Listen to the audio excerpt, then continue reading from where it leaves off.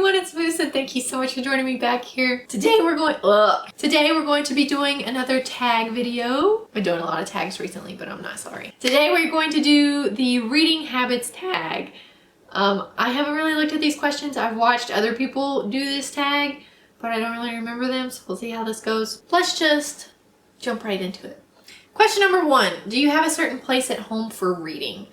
No. First of all, I am not home. I am back with my parents for right now.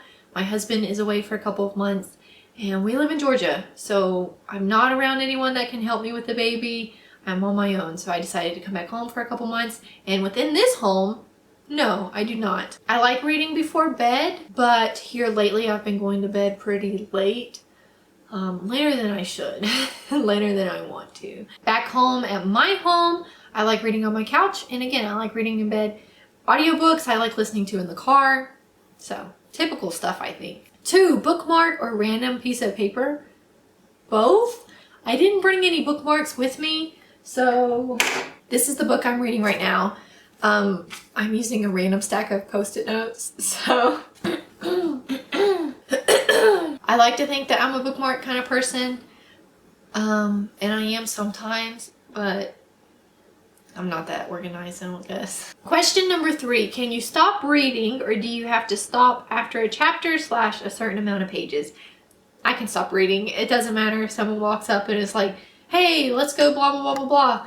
And I'm in like the middle of a chapter. I'm like, okay, I'll set the book down and we'll go do that. Ethan is not like that. Whenever we read together, he has to finish his chapter before he's finished.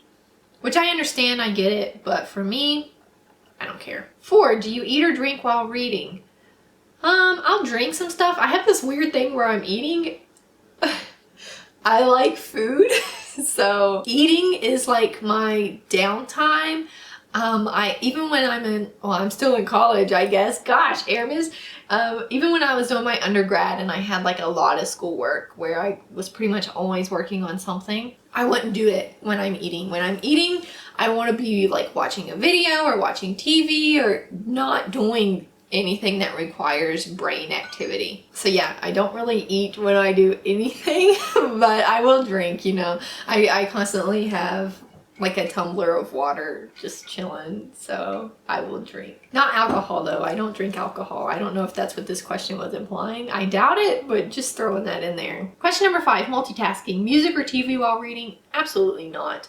Especially not music. I cannot read when music is playing. It distracts me so badly.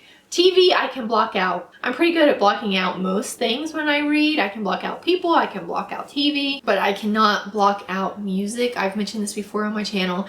Even if someone is watching TV while I'm reading, if a commercial comes on that has like music in the background or something, can't do it. I have to wait until the commercial is over. I don't know what it is about my brain, but if music is playing, then my brain is just like focused on that. Can't do it. 6, one book at a time or several at once? If you'd asked me this question a couple years ago, I would have said, you know, one book at a time. However, since I've started BookTube, and especially here within the last couple of months, since I had my son for some reason, I'm really a several at once kind of person. At any given time, I'm reading 3 books. So I usually have 1 physical book, 1 ebook, and then 1 audiobook. I read my physical books at home, wherever that may be. I know this is kind of weird to say, but this is my home for the next couple of months. My ebooks I use for when I'm out and about, you know, whether I'm at somebody's house and there's just some downtime, or maybe I'm at a store and I'm waiting in the checkout line. At doctor's appointments, you know, that kind of stuff I use ebooks for. And then audiobooks I use for everything else. I especially like listening to them in the car. I also listen to them when I'm making dinner or breakfast, you know, whatever that might be if I'm cleaning. So yeah, several at once. Question number 7, reading at home or everywhere? I kind of just answered this. I read pretty much everywhere. Question number 8, reading out loud. Question number 8, reading out loud or silently in your head? Silently in my head. I do read to Sam, my son. We read before nap times and before bedtimes. That's just kind of part of his sleep routine. But that's not for me, you know. If I'm reading for me, it's definitely in my head. I feel like, I I don't know. I don't want to judge people. Never mind. I'm not going to say, well, that's weird. No, I'm not going to judge people. If you like reading out loud, you go for it. It's not for me. Question number 9. Do you read ahead or even skip pages? No, I don't understand how people can do this. Now, I will say, my brain gets ahead of myself. My eyes get ahead of my brain, let's put it that way. So if I'm reading a physical book, my eyes will like dart to the next page and like want to read ahead, and I have to stop myself and be like, no, stay where you're at. But as far as just like getting bored and like, oh, I'm going to read the last chapter.